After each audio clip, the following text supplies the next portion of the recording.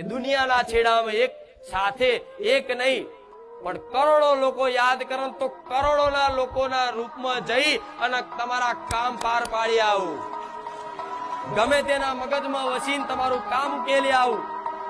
એક જ સાથે કરોડો લોકો પ્રાર્થના કરે તો કરોડોના મગજમાં વસીને તમારું કામ પૂરું કરી આવું.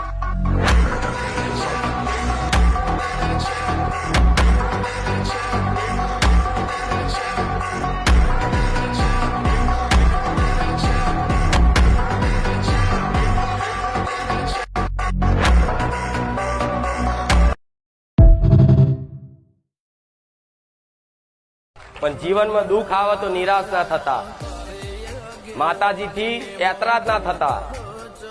જીવનમાં દુઃખ આવે, ભક્તિ કરો છતાંય તે તમારા દુઃખ જલ્દી દૂર ના થાય તો કોઈ પણ માતાજી ભગવાન પ્રત્યે જેને માનતા હોય એના પ્રત્યે તમે નિરાશ ક્યારેય ના થતા. કેમ કે માતાજીને બધી જ ખબર હોય, માતાજી એક એક સેકન્ડની તમારી ગતિવિધિની નજર રાખતી હોય, એક એક ભાવનું જોડતી હોય, એક એક મનનો વિચાર જોડતી હોય, એક એક કરેલી પ્રાર્થના માતા હોભરતી હોય છે.